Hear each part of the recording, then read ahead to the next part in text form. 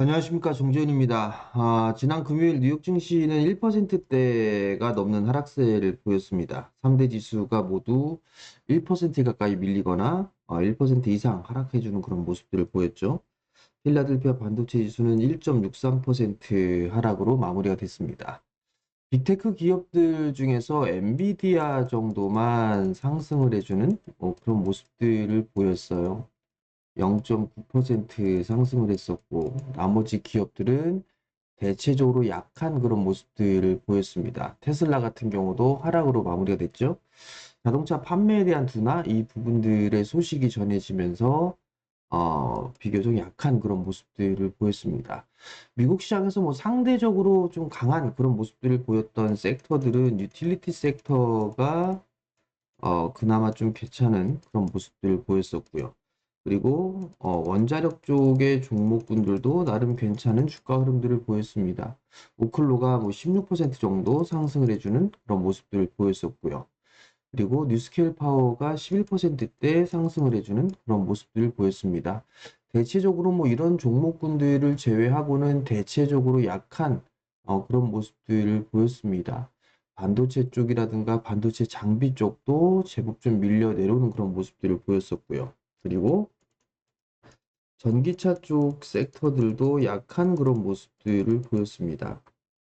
그래서 결국은 하락으로 마무리가 된 그런 모습들이고요. 한국 야간 선물 시장은 0.66% 하락으로 마무리가 됐기 때문에 한국 시장도 개파락 출발을 할 것으로 보여집니다. 이번 주 초부터 변동성이 생기면서 지수가 좀 흘러가는 그런 모습들을 보여줄 것으로 예상을 하고 있습니다.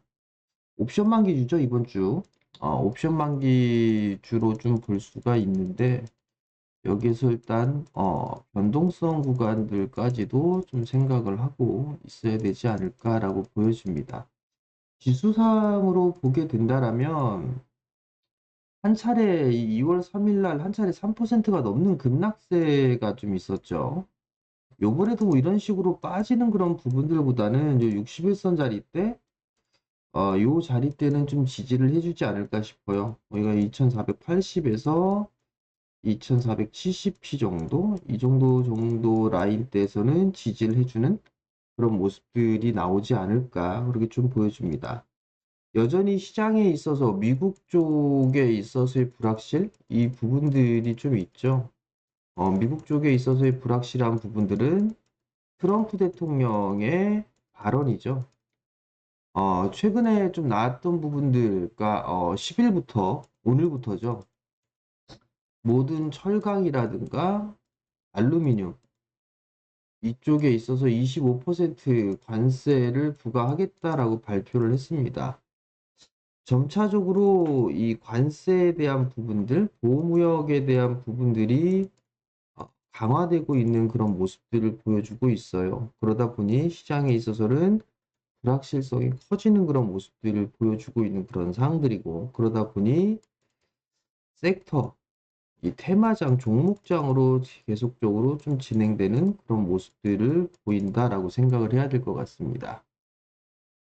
국내 시장에서도 지금 이 테마장, 종목장으로 좀 봐야 되는 그런 상황이 아닌가라고 보여집니다. 다만 이제 세력이 전반적으로 좀 약해지는 그런 모습들이 나와주고 있어요. 거기다가 변동성까지 좀 생기고 있죠. 이번 주에 경제지표 발표를 보게 된다라면 12일이죠. 12일 날 CPI 발표가 예정이 되어 있어요. 그런 CPI가 이전에는 0.2였는데 요번엔 0.3 소폭 올라갈 것으로 예상을 하고 있습니다. 이게 이 부분들이 다시 물가를 올릴 수 있다. 물가에 대한 부담 이런 부분들이 생길 수가 있어요. 그렇기 때문에 12일 날 그리고 13일 날 같은 경우는 PPI 발표가 예정이 되어 있는 그런 사항들이거든요.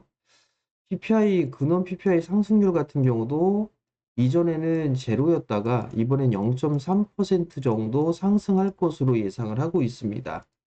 신규 수상 실업 청구 건수도 일단 조금 소폭 늘어날 것으로 예상을 하고 있는데 지난달에 LA에 대한 화제 이 부분들이 좀 있었죠. 그리고 또 하나는 조리독감에 있어서의 닭에 대한 부분들을 살처분했던 그런 사항들이죠. 그러다 보니까 계란값이 상승을 해주는 그런 모습들을 보였었고요. 이 LA 화재 때문에 고용 쪽이라든가 그다음 제품 가격 이 부분들이 올라갈 여지가 좀 있는 그런 부분들이기 때문에 이번 주에 대한 지표는 소폭 좀 부정적으로 좀 보는 부분들이 아닌가 그렇게 생각을 하고 있습니다. 그렇게 된다라면 시장에 있어서는 변동성이 좀 생길 수 있겠구나라는 생각을 하고 있어야 되지 않을까 싶어요. 그렇기 때문에 요 구간대를 일단은 지지 라인대로 좀 보고 너무 적극적으로 하는 전략은 지수상으로는 좋지 않다. 그렇게 좀 말씀을 드려보도록 하겠고요. 우선 섹터별로 순환매는 좀 계속되고 있는 그런 상황들이잖아요. 결국은 지금 현재 강한 그런 섹터가 로봇 쪽 섹터가 강한 그런 모습들을 보여주고 있고 인공지능 쪽에 있어서의 종목군들도 강한 그런 모습들을 보여주고 있습니다. 이 두 섹터들 같은 경우는 이제 시작이 되는 원년이 되는 그런 한 해로 평가를 받고 있는 그런 사항들이에요. 그러다 보니 강한 시세 흐름들이 나와주고 있는 그런 사항들이죠. 인공지능 쪽 같은 경우도 지금 이 손정희 회장이라든가 올트만이라든가 상당히 좀 공격적으로 투자를 하고 있는 그런 사항들이죠. 지난주 말경에 삼성의 이재용 회장과 손정희 회장, 샘 올트만 미팅이 좀 있었습니다. 그럼 여기서 중요한 부분들은 삼성이 어떤 역할을 할까? 이 부분들이 가장 중요하지 않나라고 보여지고요. 여기에 따라 수혜주가 생기는 그런 모습들을 보이지 않을까 싶습니다. 종목군들마다 바로 이제 반응이 나와주는 그런 모습들이었었죠. 이쪽에 있어서는 온디바이스 쪽의 종목군들, 온디바이스 AI 관련 종목군들이 상승을 해주는 그런 모습들을 보였습니다. 그렇기 때문에 이들 섹터들도 좀 봐야 되지 않을까라고 좀 보여지고요. 그리고 인공지능 쪽 같은 경우는 지금 이제 시작이 되는 그런 사항들이기 때문에 로봇 쪽하고 마찬가지로 섹터 내의 순환매는 계속적으로 좀 지속될 그럴 가능성이 좀 높아 보입니다. 다만 이제 너무 많이 올라가 있는 그런 상황들이기 때문에 좀 부담 요인이다라고 좀 봐야 될 것 같아요. 여기다가 치고 나갔던 섹터가 또 하나가 또 있었죠. 유리기판이죠. 유리기판도 상용화의 원년이다라는 부분들 때문에 피롭틱스가 큰 폭의 상승을 했습니다. SK 쪽에 있어서 앱솔릭스가 요번에 투자를 하죠.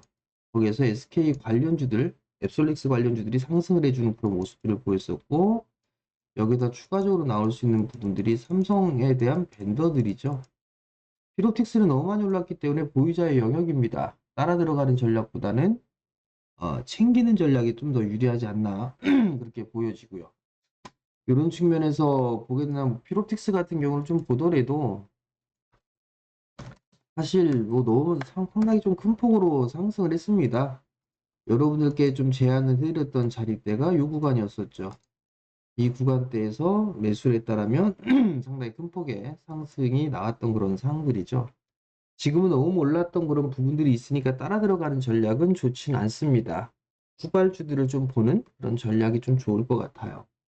그 이외에 순환매가 나오는 그런 부분들이 일단 주도 섹터로 좀 보게 되면 로봇 쪽이라든가 인공지능, 그다음에 유리기판, 섹터 내 순환매 요걸 좀 봐야 되지 않을까라고 보여지고요.